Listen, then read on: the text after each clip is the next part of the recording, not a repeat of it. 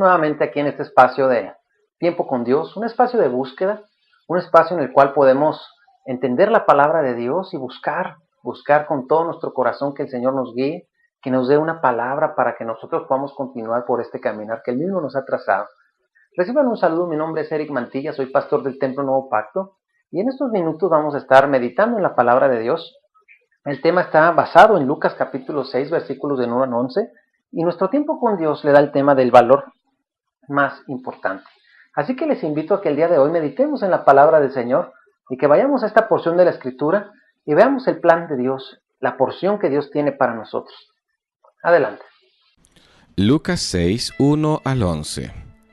Aconteció en un día de reposo que pasando Jesús por los sembrados, sus discípulos arrancaban espigas y comían, restregándolas con las manos. Y algunos de los fariseos les dijeron: ¿Por qué hacéis lo que no es lícito hacer en los días de reposo? Respondiendo Jesús les dijo: ¿Ni aun esto habéis leído lo que hizo David cuando tuvo hambre él y los que con él estaban?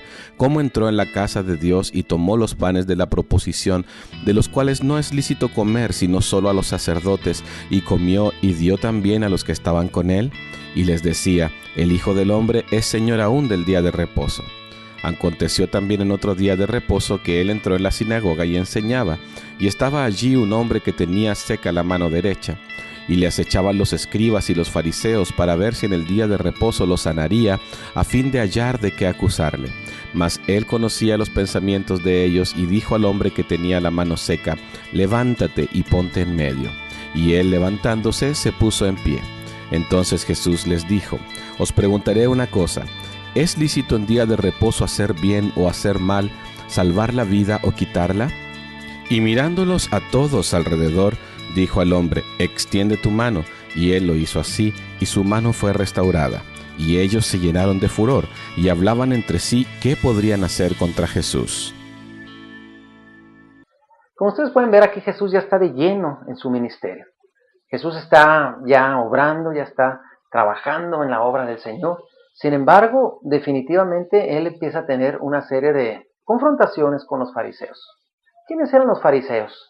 Los fariseos eran una secta religiosa de ese tiempo, cuyo propósito era, pues podemos decir a grandes rasgos o en general, era amar a Dios. Se puede decir que buscaban cuidar la ley, guardar la ley, amar a Dios. Se podía decir que eran hombres que buscaban la voluntad de Dios, pero cuando Jesús mismo, que es Dios encarnado, se les presenta, ellos no fueron capaces para entender quién estaba entre ellos. Y empiezan a discutir de un tópico que definitivamente, cuando podemos ver que la ley de Dios tiene un objetivo y la gente a través de su religiosidad empieza a transgiversar de una manera inadecuada. ¿Qué es lo que sucede con esto? Dios dio desde el principio el día de reposo. ¿Cuál es la finalidad del día de reposo? El día de reposo, tajantemente Dios lo dijo y podemos decir como eso, un día de descanso. Dios, que es el creador del ser humano, sabe que el hombre tiene la capacidad de trabajar, pero necesita descansar, necesita recobrar fuerzas. Dios mismo hizo días de reposo no solamente para el ser humano, lo hizo también, por ejemplo, para la tierra. Dios mismo instituyó que la tierra se trabajara por 6 años y el séptimo año fuera como lo que se conoce como un año sabático, un año de descanso para la tierra, y instituyó también el año del jubileo, que era 7 periodos de 7 años, que dan 49 años. Haga de cuenta que 6 años y descansaba uno la tierra, y cuando se cumplía 7 veces este periodo, los últimos 6 años descansaba la tierra y tenía que descansar un año siguiente, que era el año 50. Ese era el año del jubileo. ¿Por qué? Porque Dios también conoce la tierra. Ese era el espíritu, el ánimo de esa ley. Cuidar al hombre. Sin embargo, cuando viene este tiempo en el cual Jesús empieza a ministrar, empieza a hacer su obra, pues resulta que el día de reposo se había dogmatizado, se había hecho como una ley humana. Estaban más preocupados cuando Dios había desde el principio visto que el día de reposo era para cuidar al hombre. Los mismos fariseos estaban en contra de que el hombre tuviera beneficios, como es el caso de los discípulos que empezaban a recoger comida o alimento, ¿con tal de qué? Con tal de saciar necesidades físicas. Ah, no, le decían ellos, es día de reposo, no lo puedes hacer. Jesús empieza a confrontar y lo hace de dos maneras.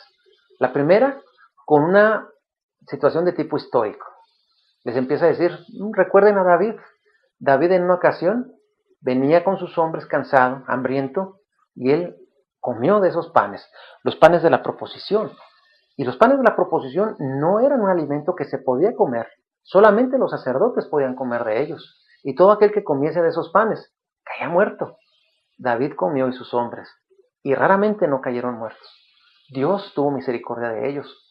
Posteriormente, él empieza con un hombre que tenía la mano seca, y él los confronta ante una realidad. Ese hombre, podríamos decir, esa mano enferma, tenía un problema de años, tenía un reposo de años, y un día de reposo Jesús confronta una situación que tenía que ver con el cuidado del ser humano, lo confronta sanando a ese hombre. Es cierto que Jesús ganó, es cierto que Jesús fue vencedor ante este debate, sin embargo, este fue tal vez de las primeras situaciones o puntos en contra para que Jesús fuese a la cruz en un futuro. Los fariseos entonces se convirtieron en enemigos de Jesús. Los fariseos, que eran hasta cierto punto amigos de Dios, hasta cierto punto amantes de Dios, hasta cierto punto los hombres que velaban para que la ley de Dios se cumpliese, se estaban convirtiendo en los principales detractores de Jesús, el Hijo de Dios, Dios mismo encarnado. Eso sucede cuando nosotros, por alguna razón, amamos a Dios, estamos en una congregación y nos empezamos a descuidar. Y a veces empezamos a caer en situaciones que nos alejan más del propósito de Dios. Que cosas que tenían una razón de ser, dejan de serlo, y eso causa conflicto. Causa conflicto cuando nosotros empezamos a tener dogmas dentro de nuestra fe, y mismos que hacen que el amor de Dios no se manifieste. Fíjense bien, por ejemplo, podríamos decir, tal vez nosotros podemos tener una regla en nuestras congregaciones, favor de no venir en estado de alcoholismo, por ejemplo, en estado de ebriedad.